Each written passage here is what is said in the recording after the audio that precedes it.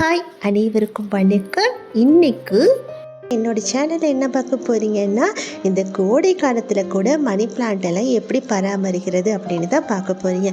நிறைய பேருக்கு டவுட்ஸ் இருக்குது. கோடை காலம் வந்தாலே மணி பிளான்ட் எல்லாம் கருகி போகுது, இடையெல்லாம் காஞ்சி போகுது, என்ன பண்ணுறதுன்னு தெரியல அப்படின்ட்டு.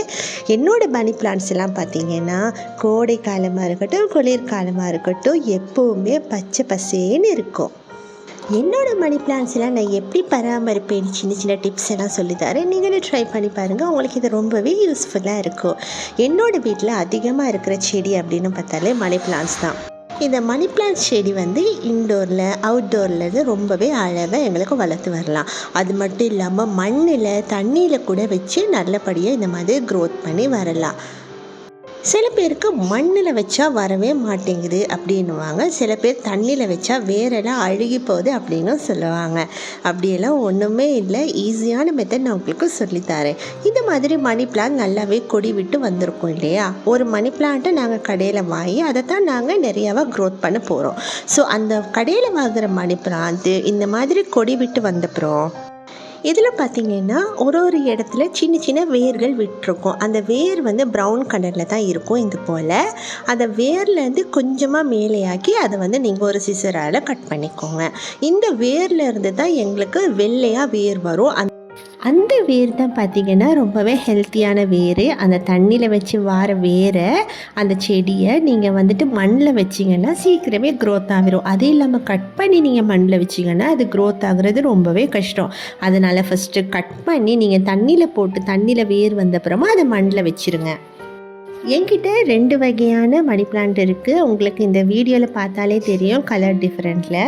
சரி, இப்போ பார்க்கலாம். இந்த கட் பண்ணி நாங்கள் போடுறோம் இல்லையா, அந்த வேர் இப்படி வெள்ளையாக வேர் விட்டு வரும். அதுதான் ரொம்பவே ஹெல்த்தியான வேர் அப்படின்னு சொல்லுவாங்க. அதை நீங்கள் தண்ணியில் போட்டிங்கன்னாலே நல்லா வேர் விட்டு வரும். தண்ணி நீங்கள் குளோரின் கலக்காத தண்ணியில் போட்டிங்கனாலே புழுக்கள் இல்லாமல் ரொம்பவே அழகாக அழுகி போகாமல் வரும். இது நான் போன வாரம் 3 கட் போட்டு வச்சுருந்தேன். அதில் 1 மட்டும் வேர் விட்டு வந்திருக்கு, மற்ற 2 அழுகி போயிருக்கு. பார்த்தாலே உங்களுக்கு தெரியும். இப்போ நீங்கள் இதை வாரத்துக்கு ஒரு வாட்டி தண்ணி சேஞ்ச் பண்ணும்போது உங்களுக்கு தெரியும் இது வேர் விட்டு வருதா அழுகி போகுது அப்படின்ட்டு. அழுகிற மாதிரி இருந்துச்சுன்னா அது அழுகின இடத்த மட்டும் நீங்கள் சிசரால் கட் பண்ணிட்டு மறுபடியும் போட்டு பாருங்கள், கண்டிப்பாக வேர் விட்டு வரும். அப்படியே வராமல் அழுகி போகிற மாதிரி தெரிஞ்சுன்னா அதை நீங்கள் அந்த பாட்டிலேருந்து ரிமூவ் பண்ணிடுங்க. வேரை நீங்கள் கட் பண்ணி கூட போட்டு பார்க்கலாம், கண்டிப்பாக வேர் விட்டு வரும். இப்போ பார்த்தீங்கன்னா நான் அந்த அழுகின பீசஸ் எல்லாம் கட் பண்ணிவிட்டு போட்டேன். அப்புறமா வேர் விட்டு அதையும் போட்டுட்டேன். கண்டிப்பாக வாரத்துக்கு ஒரு வாட்டி வாட்டர் சேஞ்ச் பண்ணிக்கிட்டே இருக்க வேணும். அதுதான் ரொம்பவே நல்லது.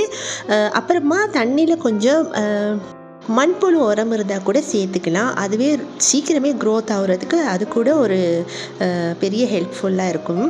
அப்புறம் பார்த்திங்கன்னா இந்த மாதிரி ஸ்ப்ரே பாட்டிலில் வாட்டர் ஆட் பண்ணிக்கோங்க. ஜஸ்ட்டு வாட்டர், அவ்வளோதான்.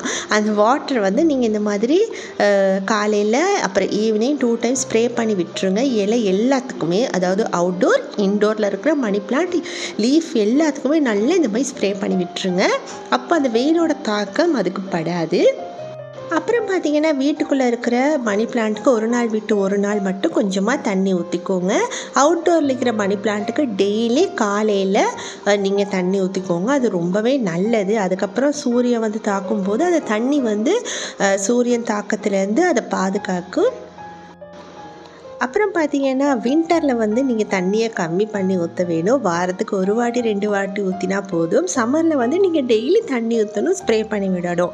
இது 2 மட்டும்தான் இதில் உள்ள சீக்ரெட். உங்கள் மணி பிளான்ட் எப்போவுமே பச்சையாக காயாமல் ரொம்ப க்ரோத்தாக இருக்கும். கண்டிப்பாக நீங்கள் இது 2 ட்ரை பண்ணி பாருங்கள். தேங்க்யூ.